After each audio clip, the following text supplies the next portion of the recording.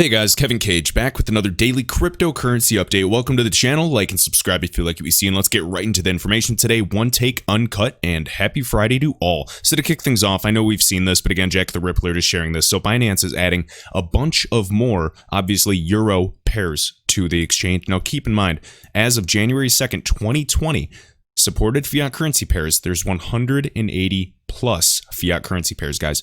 This is the type of sign, these are the types of on-ramps that we need for everyday people to get on board. Now, keep in mind, there's going to be so much more included with this, but it's very good to see, and we want XRP to be one of those base pairs. Primarily, it has always been Bitcoin and Ethereum. There could be various reasons behind that. I, prefer not to speculate. There's some hype, and then there's also some negativity, so to each their own, but time will tell as this space unravels. Now, before I get over some XRP information and speculation, I did want to share this tweet. So right here, somebody once asked Steve Jobs, what the hell he contributed to Apple. He wasn't a skilled programmer. He wasn't some, famous developer by any means, any of that. However, he hired and outsourced all of this, and he brought this entire masterpiece together. And his quote was, "The musicians play their instruments, and I play the orchestra." He was that visionary. He brought all of these pieces together. I just thought that was super inspirational. I've heard this in the past. I heard it again recently and wanted to share. And obviously this can tie into, the whole XRP ecosystem as a whole, except I'm not sure if there was really one person behind a more so decentralized technology. And yes, the XRP ledger is decentralized. Ripple the company? No. Okay, now keep that in mind. All right, next, Stuart XRP showing this. Now, something also that makes me a lot, very bullish. I know Alex Cobb was talking about it. Marjan Delatine actually just said, she did say this. In the next 2 years, we'll see financial institutions move their use of blockchain technology from experimental mode into mainstream. Keep in mind, this is a woman that has years of experience on Swift, actually selling the Swift GPI product, the competition of Xcurrent, not even XRP. And then she left to go work with Ripple to truly innovate.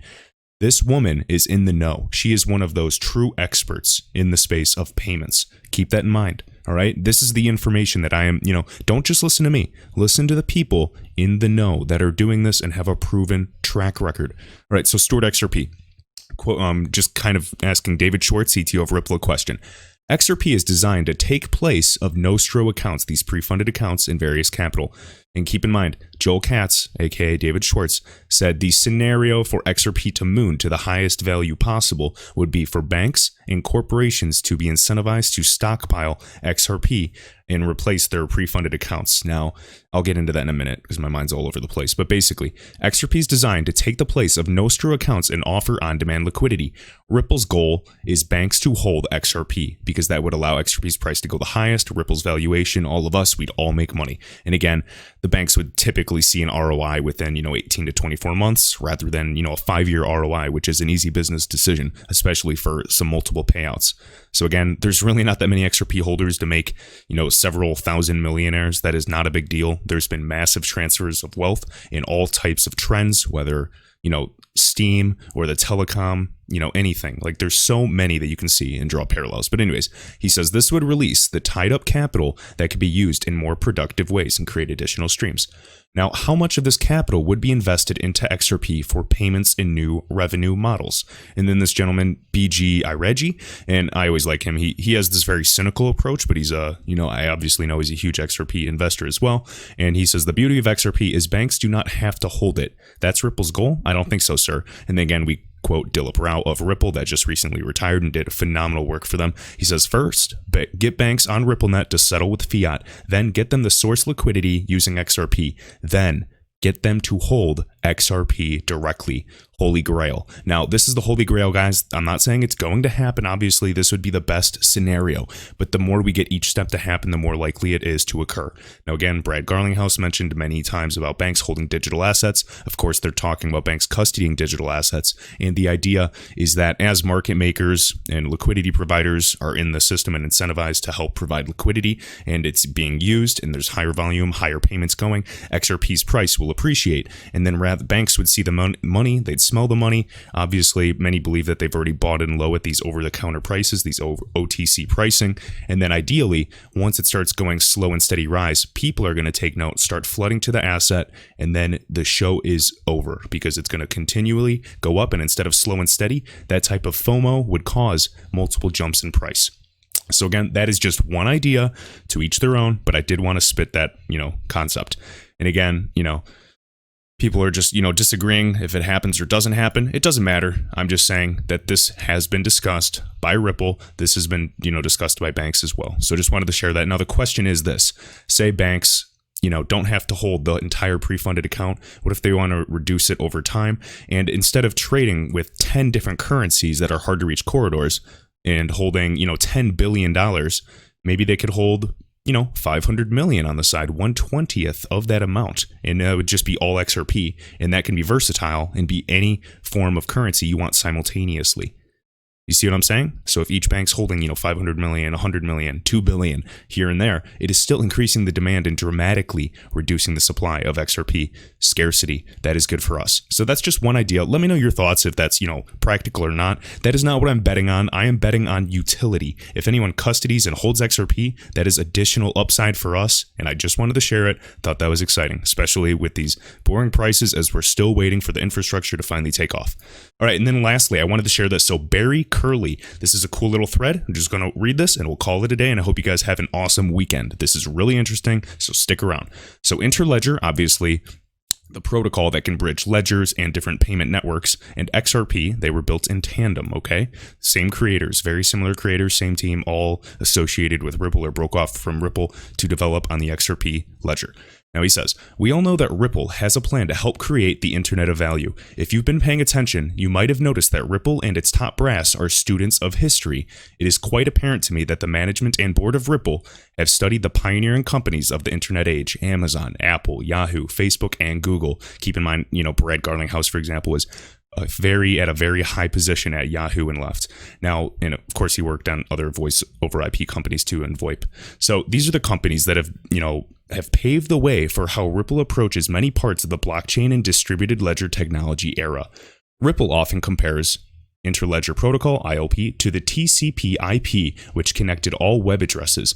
All a user needed to know was a web address to connect to anyone, anywhere, anytime. And again, this is for information instantaneously.